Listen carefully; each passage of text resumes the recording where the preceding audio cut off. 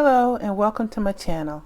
Today's card is going to be a masculine birthday card for my friend Tom, who's celebrating a birthday. This card is made from paper scraps as well as some regular material, card base, and a front panel. And I'm also going to be doing a little bit of embossing. It's a simple design and I hope that you will try it. Let me show you the materials that I'm using today in addition to the papers. I have an embossing folder called Diagonal Lines by Darice and Fiskar's It's a Party stamp set. Let me move this and we'll get started.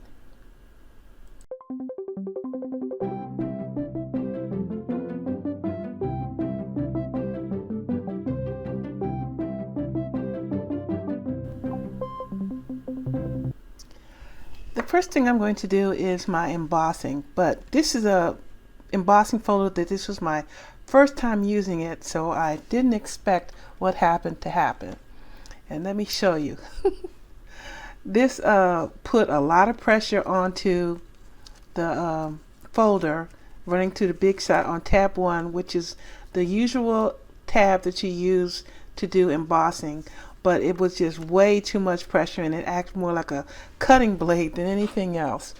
So for this particular folder, I had to go through on no tabs at all in order to get it not to cut the paper. So that's what I'm going to do now, and I will be right back to proceed with the next step.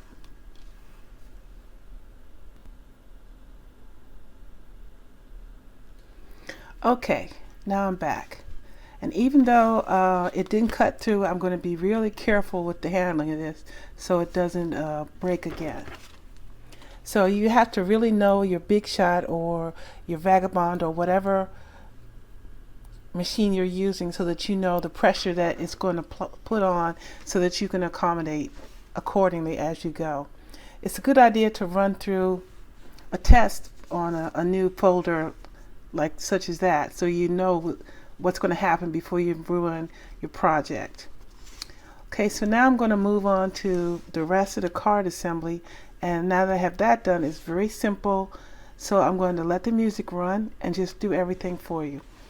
But let me tell you that this particular scrap is Bristol watercolor paper because I wanted to get a good blend on it, and everything else is regular paper.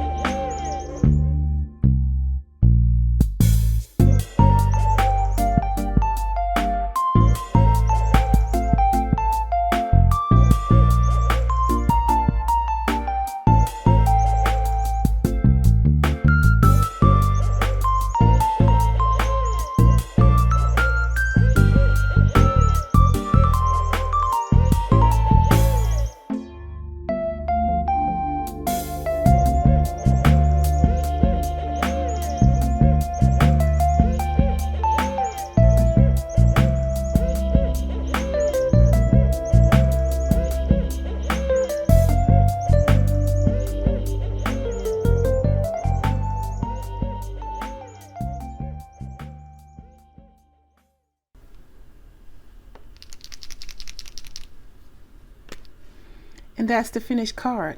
I always try to do the glitter area last because I don't want it to lose the glitter from being moved around. So I could have done this when I did the other coloring, but I wanted to be really careful. This is a very easy layout to try, and I hope that you'll try it yourself. And you can use any kind of die cuts you had, any kind of coloring media that you wanted to use.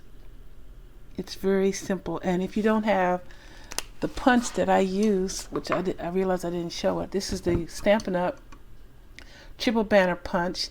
You can always just use a pair of scissors and make your own punch, your own banner edges. You don't need a punch for that. But it's just, I tend not to be, my hand's a little shaky when I do it.